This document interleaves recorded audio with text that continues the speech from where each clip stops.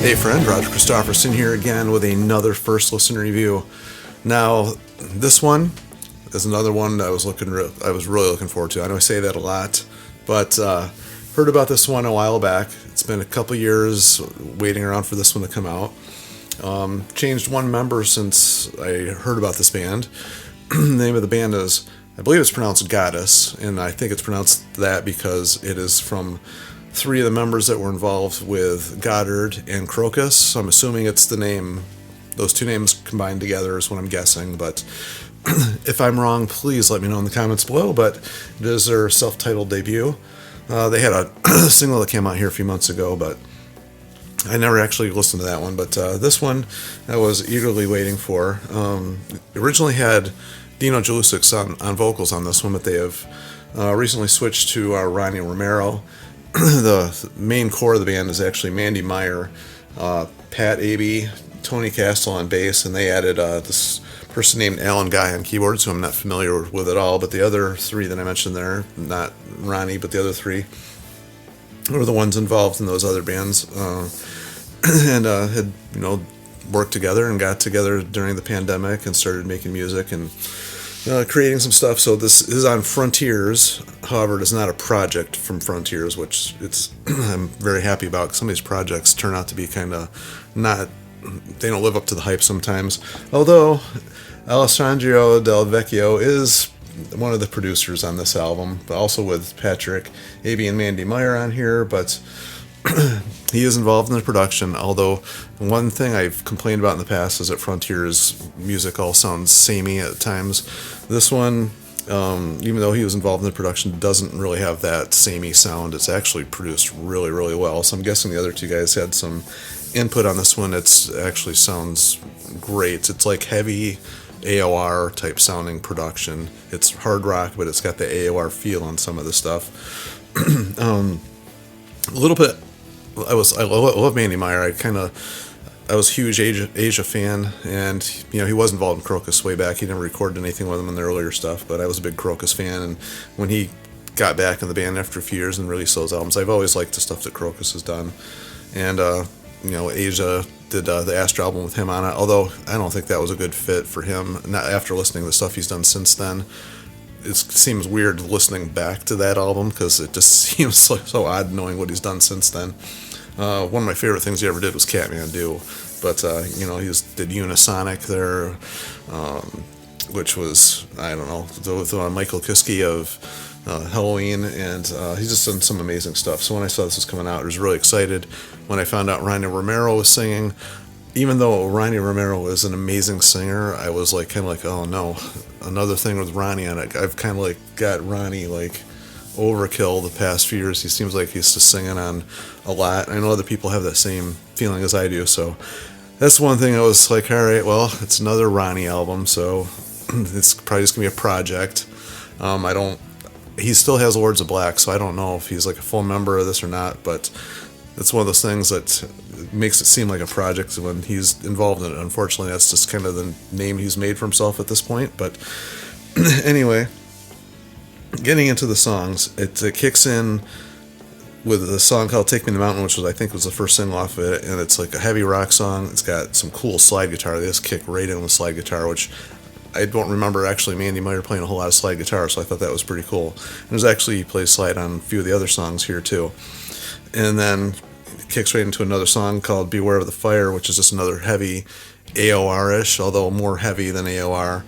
And I'm like, all right, we're off to a pretty good start. And I'm already noticing Ronnie is sounding a little different. He's singing in a higher register than I'm used to hearing him singing, and he's got a little bit more of a nasal tone to him, which not a bad thing. That's not a bad thing. It actually works very well with the music here. And then we kick into what I guess is supposed to be a ballad, but it starts out with the clean guitar. It sounds a little ballady, but then it gets really heavy and epic, and it has a whole bunch of changes in it. And there's a point in it where it sounds like it's going to build up into another epic section, and then it goes back into the chorus again, and it kind of has this fake build up to it, and it's a pretty long song. And the only thing that sounded ballady about it was the chorus is a big power ballady type sounding thing, but it's heavier than a ballad, so I don't know if that would actually classify as a ballad or not. Really cool song though, really like that one. Probably the weakest song on this album is the song Undercover. The next one here, it's got the first time I've really noticed the keys actually have a prominent part in the song, and there are a lot of organ type sounds used in this album, and this is the first time I really heard that, and it gave me a feeling of the old Joe and Turner Rainbow era, like the upbeat stuff that they did, kind of like on the first release, Jealous Lover and Difficult to Cure and stuff like that. Kind of got that vibe from it, which I love, actually, Rainbow, so that was not a bad thing at all. But next song after that, Weekend Warriors, is kind of a mid-tempo type thing with some really cool keyboards in it. I'm starting to notice keyboards a little bit more, and upbeat song. Well, it starts out a little mid-tempo, and that kicks into like an upbeat chorus, kind of like, remind me of Go, actually, from Asia. It's got that feel where it's kind of mid-tempo, but then the chorus really kicks in and has that kind of a change to it, which I actually really like that. And then what I guess is the next ballad. I'm kind of going through this kind of quick because I don't want this to be too long, but Children of the Night starts with acoustic guitars. First time we really hear that. Kind of got a Vandenberg feel from that one. Really high singing on the melodies, and he's like killing it on the vocals on this one. Doesn't sound like himself at all. Really cool bass line in this one, and the verses really keeps the song moving along. And another slide, starts with a slide solo, then it gets like kind of busy, and then ends with a harmony solo. There's a lot of changes just in the solo, which was like amazing. Mandy Meyer is a killer guitar player, and he's really showing his stuff on this one. I think more versatile than any other album he's been involved with. He's really showing a lot of different flavors on here. And then they do their first cover song of Mandy's own band, Kathmandu. I love Kathmandu. I think it was a great album. It's one of my favorite albums from that era. Like, just one of those bands I wish that had stuck around. They redo When the Rain Comes, which was like their big single. It does have a cool organ part in it, which the other version didn't have, and it's way heavier and way more full than the original. The original version is a little bit more sparse, like a four-man band type sound. They didn't put a whole lot of extra in that, and they really build this one up to sound a lot different. So depending on your taste, you may like the original better. I think I prefer the original better, but this was a really cool version too. And then Without Love is another little mid-tempo thing with a little acoustic stuff going on. It's extremely AOR, really catchy, super cool, catchy song. And they're just like trying all different kinds of flavors at this point, all over the place. And then What Comes Around Goes Around. Starts with like a dobro. It gets that swampy, bluesy type feel. Then it kind of kicks in. Got some little tribal drum sounds going on at the beginning there too. More slide and a killer groove. The song's got just this killer, I don't even know how to explain it, but like a really just cool, like swinging groove to it. I mean, it's hard to explain, but you have to hear it. It's a totally different sound than all the rest of the songs. Just another one showing their versatility on this one. Reason to Live is a Gotthard redo, and it was really cool hearing Ronnie sing this one, and I think he nailed it. Sounding like huge background vocals on this one. Big hook. Gotthard's kind of known for that type of stuff. I really like that band too. You should check them out. There's just so many cool things that Mandy's been involved in, and that's just one of those bands you should probably check out. And if you haven't ever checked out Gotthard, you got to check that band out. They're really, really good. And then it ends with a song called The Dawn of Tomorrow. Starts with a cool finger picking type thing. It's got a weird synthesizer thing at the beginning. You haven't heard much synthesizer stuff going on in this album. It's mainly been just the organ sound, and really cool bass part in the verses that keeps the song moving along while the guitars are just holding out stuff. And then it's got this cool groove on the bass. And like I said, everything's mixed really well. It's a great way to end the album. I know this one's going on kind of long, but I just really wanted to go over this one really well. This one, I don't know how to explain it. It was better than my expectations.